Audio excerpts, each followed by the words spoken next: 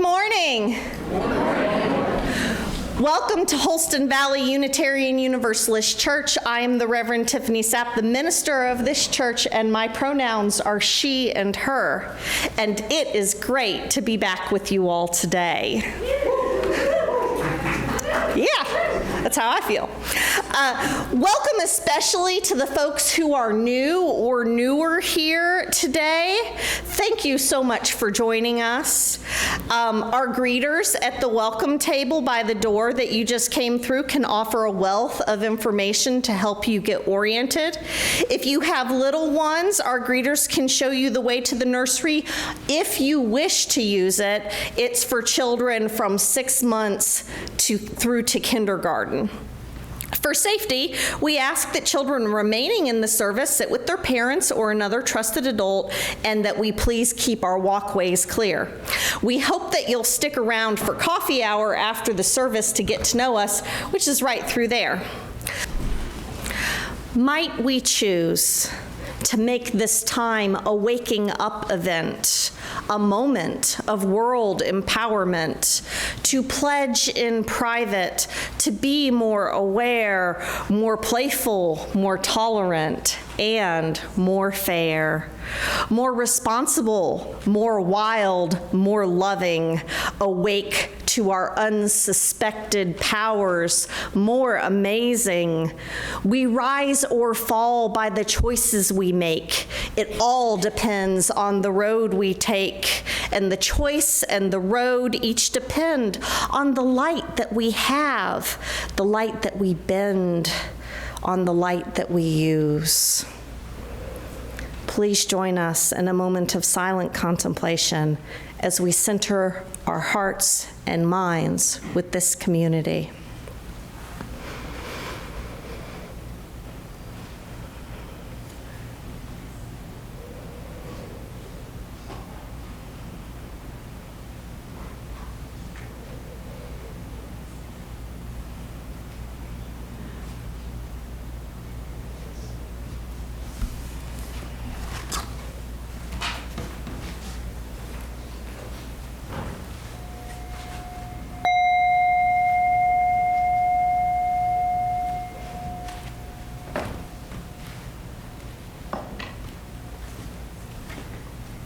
This is our moment, on the edge of a new church year, on the edge of a new school year.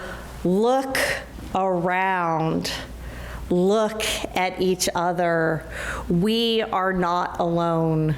We are together. This summer, our congregation's 3 representatives plus myself attended General Assembly, the annual national gathering of Unitarian Universalists. This year we gathered in Pittsburgh and got to explore the future of Unitarian Universalism amongst the convergence of rivers and in the presence of Mr. Rogers's legacy.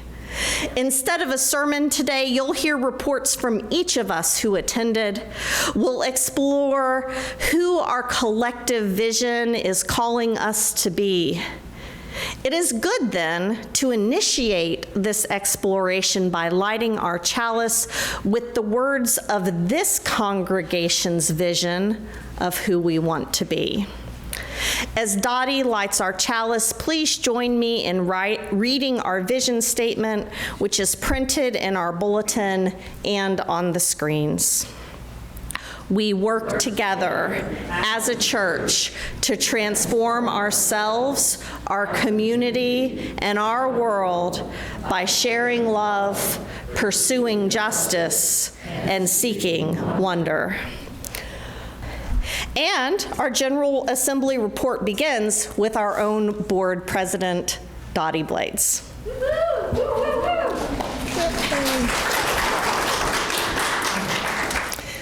Good morning. Good morning. When I volunteered to attend General Assembly, it was the first time I've participated either online or in person. I had no idea what to expect. There was good information about the business aspects of GA, but very little information about the actual process of attending. Our church paid the registration fees. On our first day, we all had to let GA know we were actually present by registering. There were over 10 folks waiting to get everyone signed in and on their way into GA. We all received a badge. Pretty big, huh? And we had a ribbon to indicate our level of participation. Mine has a delegate ribbon, and as an example, Noel Marshall's said volunteer. Anyone can go to GA to volunteer and then sit in on the workshops and the assemblies. The only thing a volunteer cannot do is to vote. There were children present who also had badges and collected ribbons from everyone they saw. I saw kids who were tripping over their feet literally because the ribbons attached to their badges made the length 8 feet long. We all saw those kids. GA had a huge exhibition hall filled with artists, musicians, crafters, and plenty of information about everything UU. You could purchase clothing, jewelry, chalices, artwork, and oh, so many beautiful things, or just gather information about all things UU. I did not know there was a UU animal ministry, but they were present. The Final Exit Network, whose forerunner was the Hemlock Society, was there to share information about end-of-life decisions. There was a banner parade in which we participated, and workshops on subjects such as empowering young leaders and building multi-generational community, immigrant justice portals, faithful service through community relationships, living into stewardship now, all that you touch, you change, and Gray Panthers and Radical Grannies. The multiple daily worship services were amazing. A worship service entitled Deeper Than the Skin was the story of the friendship between Reggie Harris, a black man, and Greg Greenway, a white man, who met and bonded over music. They've been the closest of friends for almost 40 years. The music they wrote together and shared brought tears to the congregants' eyes. Their story made my heart swell and grow brighter. Another incredible worship service was by Brian Broom, who wrote Punch Me Up to the Gods, which was called a masterpiece by the New York Times. I was mesmerized by his story. Moments later, quietly, I purchased that book from Amazon. The music at GA surpassed all expectations, and watching congregants participate in that music was just a joy. And of course, we had general sessions where we listened to the pros and cons of that which we would later vote upon. Folks were passionate.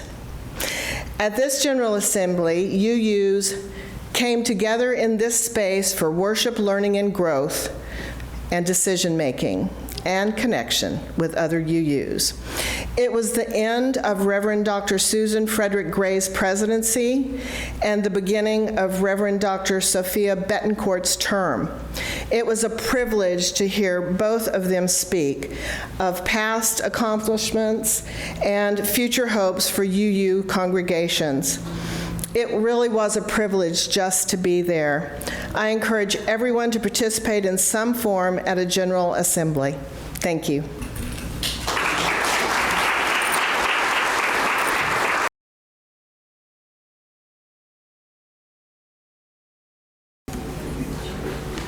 That was super fun.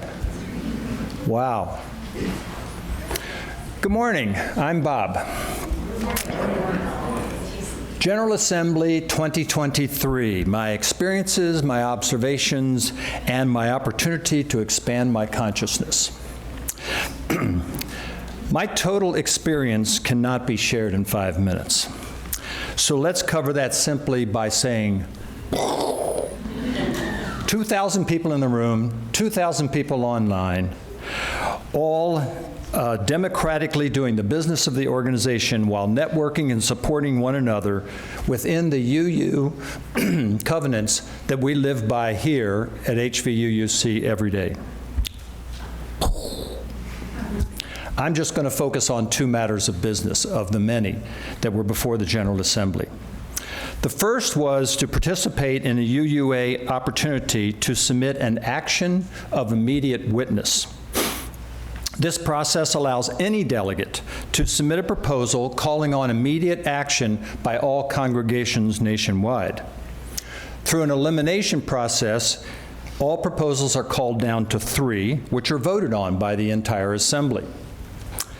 With Reverend Tiffany's counsel that most of these proposals are developed by groups of individuals over months or years, I ignored that advice and followed my conscience, which was insisting that I represent myself and Noel, who drafted the proposal, to call on all congregations to embrace the goals and provisions of the International Treaty on the Prohibition of Nuclear Weapons, which 122 countries, but not the United States, because we're the War Department for the world, adopted in 2017.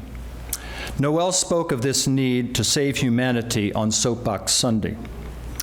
And incidentally, recently in a local movie theater, Robert Oppenheimer agreed.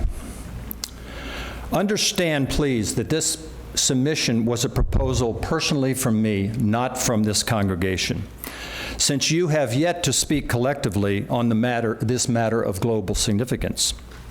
While my proposal made the semifinals and brought visibility of this issue to the entire delegate community, it lost to 3 other excellent candidate proposals, which you all will learn about at a future date. The second assembly action was a highly contentious and complicated proposal for the UUA Common Endowment Fund to immediately divest from all fossil fuel companies and supportive financial institutions, and to use those divested funds to pay reparations to marginalized and affected communities, based on UUA's historic involvement of what is now considered to have been past discriminatory actions. The business proposal was organized over many months by the UU young adults. It was initiated when they discovered that the tear gas and rubber bullets that they were hit with before they were hauled off to jail for protesting the Enbridge 3 pipeline in Minnesota were funded in part by Enbridge, in which the UUA Common Endowment Fund is invested. There's not enough time to describe the entire process that unfolded over many months around this business proposal. They included online proponent mini-assemblies, as well as the UUA Endowment Fund Committee, the UUA Board, and the UUA President, all communicating with all delegates, encouraging us to vote against this proposal as being too drastic of a move, impractical to implement, and potentially negatively affecting the return on investment of investors, which include some UU congregations in the country, but I emphasize not HVUUC. This debate cloud hung heavy over the entire assembly, with young people wearing scarves that said "divest" and singing in the convention lobby. Another opportunity for me to wrestle with my conscience. I attended all of the pre-assembly online discussions, read all of the administration's objectives, and reviewed the dozens of proposed amendments to the resolution. The night before the vote, I was still undecided. The administration's points were well taken from a business point of view, but their track record for living our values around divestment have not been stellar. The purpose, passion, and commitment to UU principles and values, in my opinion, sided with the proponents. For me, it was a need to send a loud message to the administration, who had refused to meet with the young adults and proponents in the months before. For this reason, I was only wavering between voting for the proposal or abstaining. Even though the vote ultimately went against the proposal, as was expected, the fact that 31% of the vote voted for the proposal, and it did send a strong message, which was received. The next day, the outgoing and the incoming UUA presidents immediately met with the proponents and have since written a letter to all of us delegates with a commitment to move more quickly and with all voices in on this virtually totally agreed upon need for more divestment. So my conscience is asking me today, where does HVUUC stand on the subject of divestment? I appreciate you supporting me and being your delegate at the General Assembly, and I look forward to seeing you this afternoon at the Peace Walk on the river. Thank you.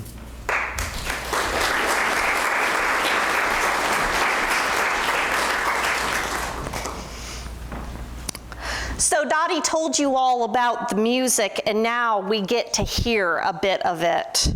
When I heard this song, I didn't even let the vibrations of the notes get cold in my ears before I was sending Karis a text message about it to ask her if she could do it for our special music today. And as usual, Karis responded enthusiastically. This musical piece really captures the spirit of this year's General Assembly, and I think it really captures the spirit of what life is like in 2023 in general.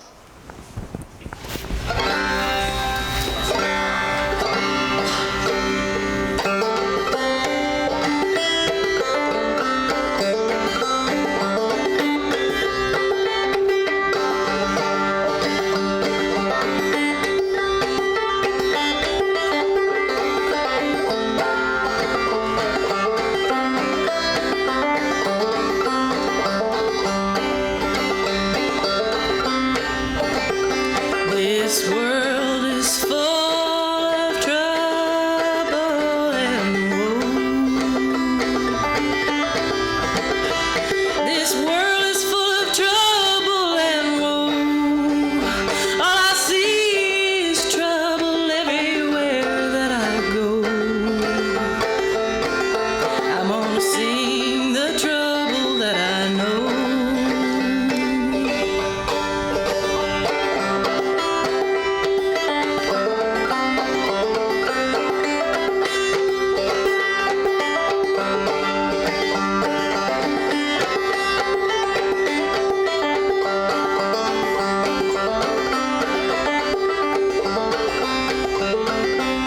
This world is full of sadness and tears. This world is full of sadness and tears. They fill us with sadness and fill us with fear. I'm gonna sing until my eyes are clear. Gonna dig deep down into my heart. Gonna dig deep down into my heart. I'm gonna dig deep down. I'm gonna do my part. I'm gonna sing, sing a brand new start.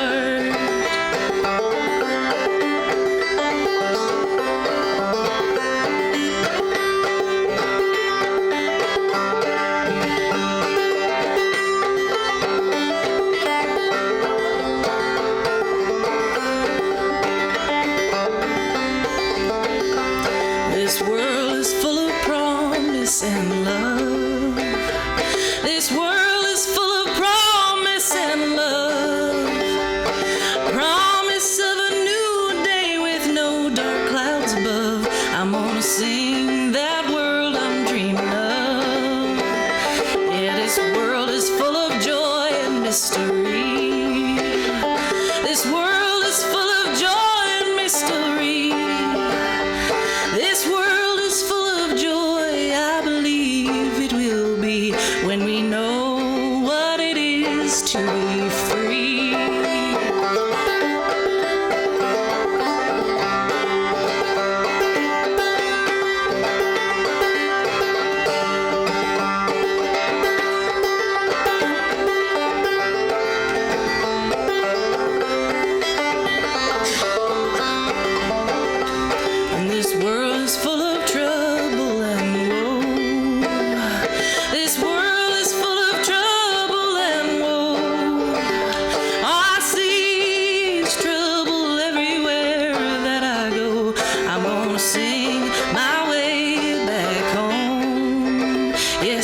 gonna sing my way back home.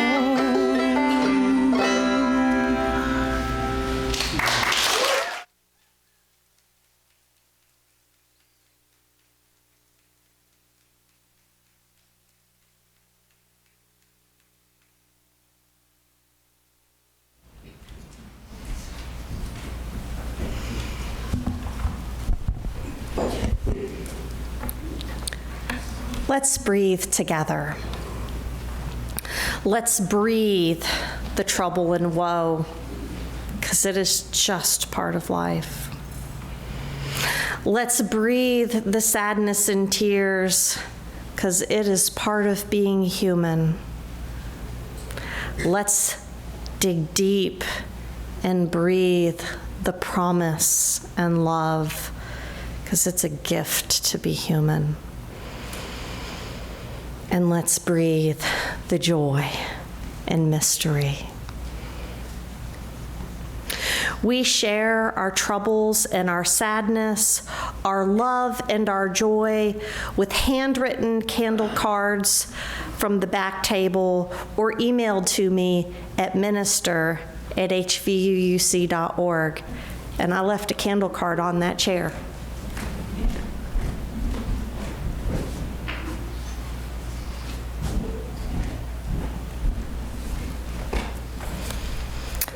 A candle of joy for Emmy Johnson. Emmy has been awarded more scholarships from 2 more colleges. Congratulations, Emmy.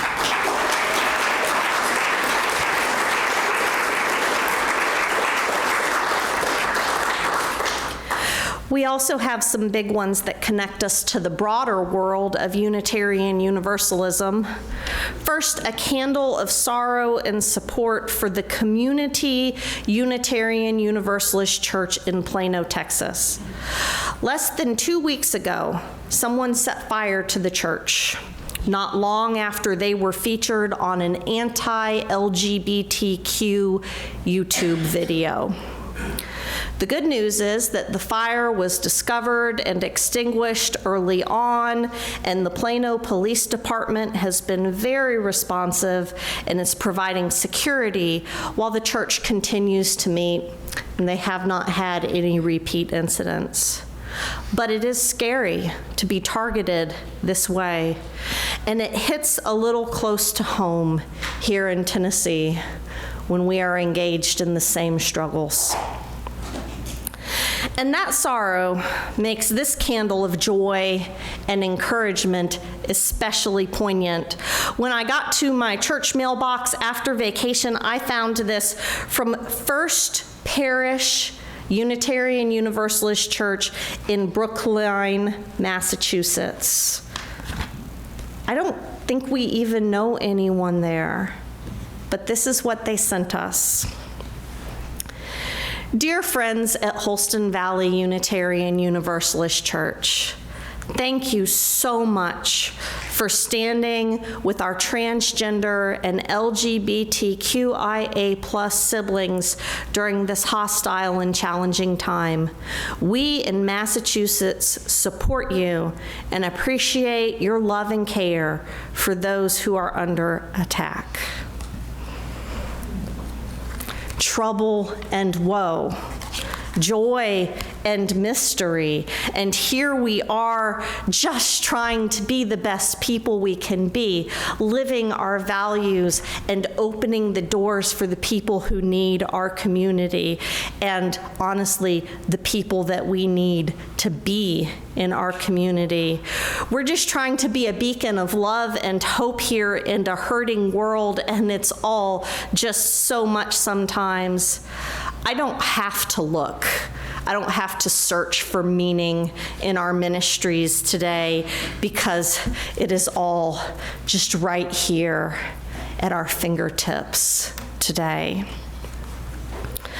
Along with our spoken candles, we have a chance to silently light candles for whatever is on our minds or in our hearts on this day.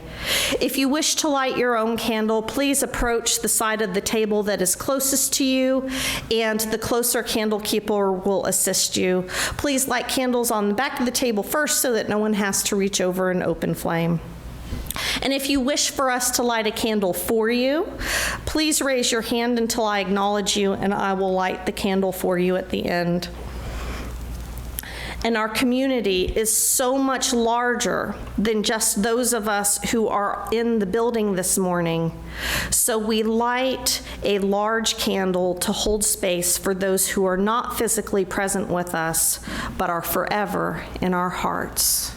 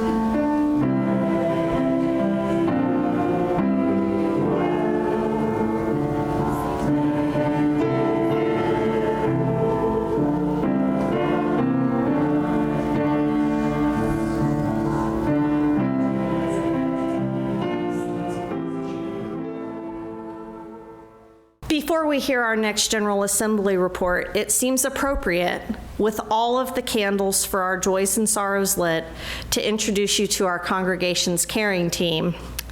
These are the people who offer support, send cards, follow up on candles cards, arrange meal trains, offer a listening ear for people who need to hear it, and do so much of the caring work of the congregation. As someone who has personally been on the receiving end of their care, I see them as the glue of our community here. And they can't offer support until someone lets them know they have a need. You can reach the monthly coordinator by emailing caring@hvuuc.org, but you can also reach out to them more informally as well, which is much easier if you know who they are. We are especially excited to be celebrating several new members of the caring team. Caring team members, when I say your name, will you please stand? Our newest members are Judy Tucker, Peggy Wolf, Judy Wade, Chelsea Collia, and Vonda Little. And they are receiving support and mentoring from our more experienced caring team members, Alicia Culbertson, Frida Love, Dan Coughlin, and our new caring team chair, Joy Boyd.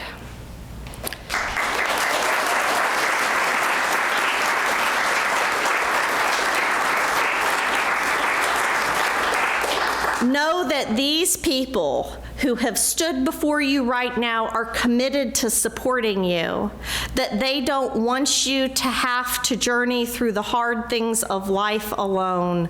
Thank you, caring team, for your ministry of compassion and care. And I want to offer a big thank you to our former chair who has just recently stepped down. Cynthia Goodman has brought us through the last couple of very challenging years.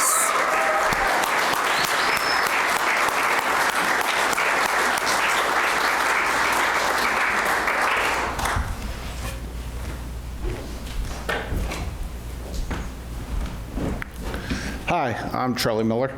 I'd like to share some of my experiences this year at General Assembly. I attended a few workshops, and the most impactful one for me was titled, Becoming a More Welcoming, Class-Inclusive Faith Community. At first glance, it's easy to assume this would be focused on fundraising and stewardship, since that's the context for most congregational activities where money is central. I'm happy to report that the discussion was much broader and has implications for all of us in how we create community. Initially, we broke into small groups and shared how we identified relative to class as a small child and the tone or culture we experienced when it came to topics around money. Everyone in my group identified differently and had different associations with class. For example, a retired gentleman mentioned his father was a wealthy doctor, but being surrounded in his personal life by members of the same class made it seem normal. As a youth, class never really registered for him. He grew up near the Mennonites of Pennsylvania, where there was a strong community ethic of working together. Another person had been solidly middle class her whole life, and it was largely not discussed. It was a topic you didn't bring up, and no one talked about it openly. When we reconvened with the full group and shared our findings, there were a lot of people that shared experiences of stress and shame. One participant grew up homeless and shared the exhaustion of continually focusing on the very near term, such as how to get something to eat for the next meal. There were others who experienced anger and resentment at the unfairness of having to struggle. There were also many associations with the sense of having to pull together to make it. The next part was the most interesting to me, as they asked us to consider how we ask people we meet to identify and describe themselves, particularly a new person at the church. A very common set of questions are, what do you do for work? Where do you live? Where do you come from? These seem common and innocuous, but in the context of this workshop, it became immediately obvious that the first thing we want to know about someone tends to place them in a socioeconomic context. Moreover, when we ask those questions, we're also soliciting whatever feelings are associated with that identity. In an attempt to make someone feel welcome, we may be doing the opposite. Another scenario that came up several times is how one can inadvertently display their wealth and create division. Someone mentioned a story where a person talked about their exotic vacation to describe where they got their water for water communion. A little discretion and self-awareness is appropriate. I did hear a few ideas on how congregations are attempting to make fundraising events more inclusive, which is important, but making everyone feel included can be applied every day in how we all engage each other. Thank you.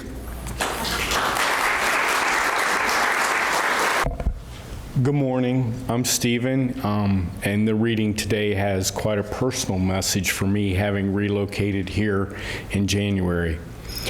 Our reading today is a reflection by Elandria Williams called Pushing Forward. Elandria was a young and gifted leader in Unitarian Universalism who grew up in Knoxville, served with the Highlander Center and the Unitarian Universalist Association, and died way too young. At General Assembly, Elandria's mother, Elnora, read the following as we contemplated all the change that is happening all around us. Quote, "If we believe in the promise of our faith, we must continue pushing forward, even if the reality makes us want to give up. There is no one-size-fits-all solution or model, but there are many paths forward based on contexts, relationships, and place. Ideology sparks movements, but relationships are what change organizations and sustain movements. It takes one relationship at a time. In the end, changes to leadership of the institution happen because of relationships, people pushing. We must place value on the relationships and the need to not leave folks behind in our quest for transformation. I live in a small city, and living in that small city helps me understand what community means. Community doesn't only include the people who agree with you or those with whom you want to be friends. Our Unitarian Universalist faith is similar in the sense that we're a small religious community of people who are not bound by creed, but instead bound by principles, values, and also a covenant with a need for intellectual rigor, combined with spiritual depth or humanist love. Everything comes back to our congregations and covenanted communities. That is where the faith starts and ends. We must embody the changes we wish to see and not just say that we believe in the changes. We must actually live the changes with every fabric of our being. If we believe in the promise of our faith, we must continue pushing forward. Thank you.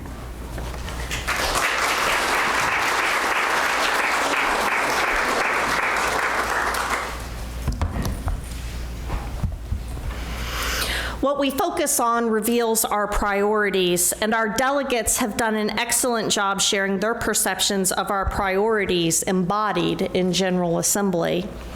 Stories and music about the power of relationship across cultural boundaries and the learning that occurs as a result. Environmental stewardship and living our values in how we use the collective power of our money. Expanding our understanding of how to be radically inclusive and honoring our differences. Change is an inevitable part of life. But when you gather this many committed people together, we can influence how we change by what we focus on. And I'm proud to be part of a movement that is focusing on these particular directions. The biggest topic of this year was changes to Article 2 of the Unitarian Universalist Association bylaws, which clarifies our purposes and our priorities. We here at Holston Valley have talked a lot about these proposed changes, and I am not going to rehash those in this brief time, though you can find more information in July's newsletter if this is a new topic for you. But I can say that broadly speaking, the goal of these proposed revisions is to move from principles that we give mental assent to values that we actively are living out. The values of interdependence, equity, transformation, pluralism, generosity, justice, and love. It's a shift from an understanding of religion as something you believe in to something that you actually do. Like Alondria said, we embody the changes we wish to see and not just say that we believe in the changes. We must actually live the changes with every fabric of our being. How do we want the world to change? And what are we going to do about it? These questions guide who we can become. And through trial and error and a whole lot of relationship, we can keep becoming what this adolescent century of struggle and transformation needs. Big changes like these aren't taken lightly or done flippantly. During General Assembly, many amendments to the proposed changes were voted on and several passed, and they brought some clarity with them.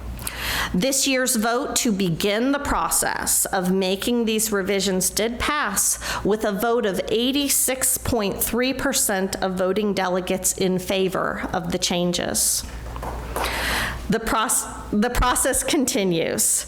Throughout this year, as we learn more and explore how these expressions of our values will help us live our purpose and build a new world that looks a little more like the beloved community. Next year, there will be a second vote, which would need a 2/3 majority vote in favor to pass. It's important enough that we don't just vote once and we don't just rely on a simple majority. The environment of this year's General Assembly really was a dreaming of what we can become, modeling it in the way they considered inclusion needs, in the hopeful future-facing programming, and in the opportunities for connection and relationship building. Next year's General Assembly will be completely online, and I have feelings about that. And the year following that, in 2025, will be in Baltimore, which is only a 6.5-hour drive from here and is a really great city to visit. So I hope some of you can join me in Baltimore in 2025 and see what happens when thousands of Unitarian Universalists get together to imagine how we can change the world. We extinguish the chalice with words we have sung more than once at General Assembly.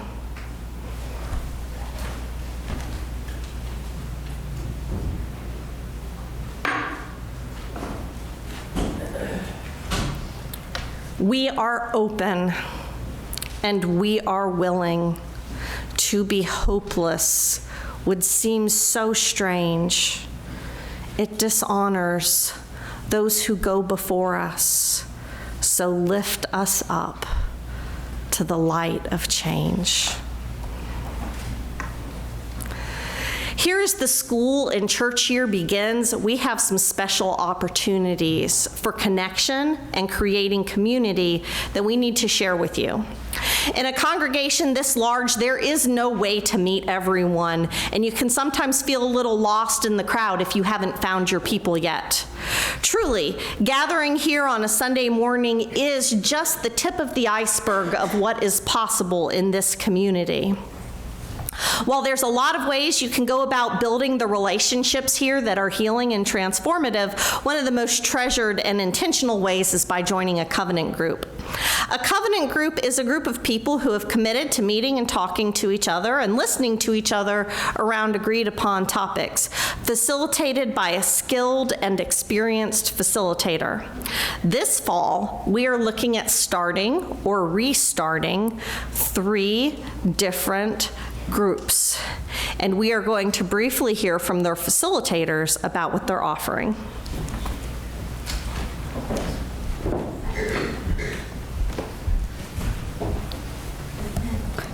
Good morning, I'm Wanda, and I have the opportunity of offering a second part of Heart to Heart Covenant Group.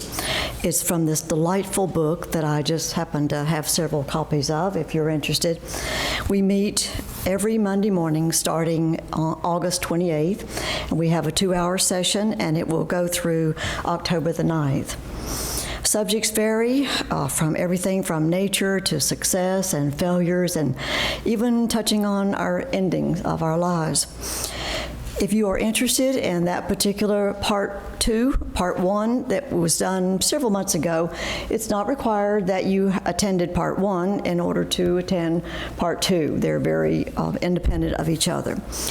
You can enroll through the website or the email listed in your announcement. I'll be glad to take those. So if you're interested in sharing and listening on a deeper level, then I invite you to join us on that Monday morning session. Thank you. Greg.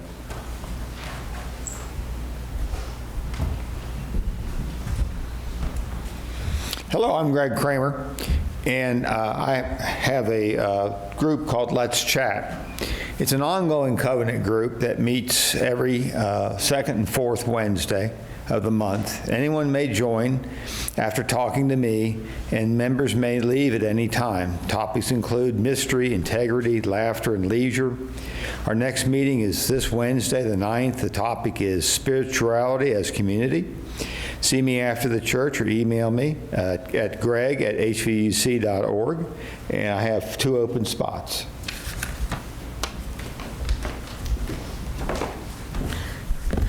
Our third upcoming covenant group is not facilitated by me, but if I was to do one, it'd probably be this one. But our facilitator, Linda Good, has asked me to announce it. A 4-session covenant group focusing on the divine feminine will take place on Sunday afternoons from 12:30 to 2:30 upstairs in the res. It is open to all who identify as women. They meet on September 24th, October 15th, October 29th, and November 12th. In these 4 sessions, the groups will explore a culturally diverse, feminine face of God and ask how we can live into her and bring more of her into the world. 4 goddesses from matrilineal cultures in different geographic regions will be explored. For more information, you can email divinefeminine@hvuuc.org. I'm jealous of that email address. That's a cool email address. And information about all 3 of these covenant groups can be found in an insert in your bulletin, so you don't have to keep track of all those emails and dates and stuff. Another way that you can make meaningful connections is by volunteering. And right now we are doing our final push for religious education teachers for this year. And by final, I mean really final. Their training is this coming Saturday. We were hoping for 20 teachers so that we can fulfill our safe congregations requirements. We can protect our teachers' energy by not overworking them, and to fulfill our vision of having 4 separate age group classes. So far, we have 14 teachers. We are 6 short of our goal. And while our religious education leadership team is trying to figure out creative solutions to this shortage, I thought that it couldn't hurt for me to get up here and ask one more time for anyone willing to volunteer 1 or 2 Sundays a month at 9:30 a.m. to help with our religious education classes. Even just 2 more volunteers would get us to 4 teachers per age group, which would make a huge difference, and it would allow us to have all the divisions so that we can get more age specific in what we explore. If you can help with this, please reach out to Justin in person or email dre@hvuuc.org right away, or talk with me if you can't find Justin. And finally, I want to invite you to come hang out with me this afternoon in Irwin for a peace walk and a blessing of the waters. You can find information about this opportunity on the back of your bulletin. But before then, stay for coffee hour, which will be right through these doors. If you've been part of our congregation for a while, during coffee hour, go find someone with a right on name tag and introduce yourself and offer them a warm welcome. This fall, we are moving our benediction to after our closing hymn, so let's get ready for some singing. Our closing hymn is also when we will collect the offering. The contributions you make provide the financial support for everything we do here, so please give what you can when the plate passes by. Hear our benediction. May justice lead us to the calling of this moment. May wonder meet us right where we're at. May we discover our collaborators and our companions, and may love guide us on our journey of transformation. Blessed be, amen, and go with joy.